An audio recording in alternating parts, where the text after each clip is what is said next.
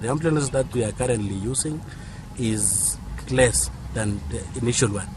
Me, I was there in the first assembly. We used to have the Red Cross ambulances, but when we came in the second assembly, the late Dr. Joyce Laposo were able to compare the kind of expenditure that we were using in the hired one than the one that will be purchased.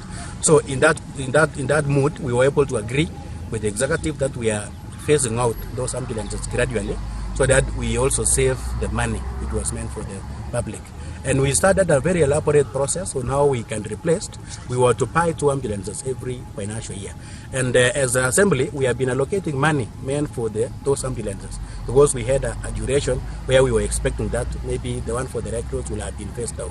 The challenge only came when last financial year, when the 2 ambulances that were supposed to be purchased was not purchased. And by then, the time that was agreed for the Red Cross was lapsing. So automatically, the Red Cross ambulances were taken back based on the earlier agreement, because the contract ends.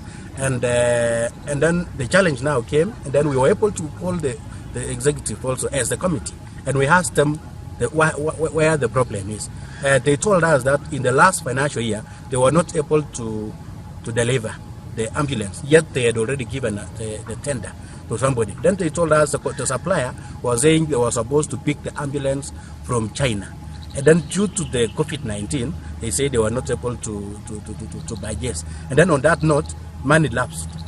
And then when the money lapsed, we were also very careful. In this coming financial year, we also allocated money for another new ambulance, which is supposed to be purchased by the county government, and another one which is supposed to be purchased by donors. It is called THS, Transformative Health Services, this THS. So it was last week also when I was asking for the UAC, I also asked them about the ambulances, and they were telling us that the ambulances, they are yet to supply, because the THS was like they wanted there was the procurement plan which was supposed to be updated, and then they start procuring. So we are telling them that if the one for the THS is taking time, they need to purchase for the county, because to say the truth, the ambulances that we have at the moment is not commensurating with the kind of services which is supposed to be delivered for our people. So we really have a problem there.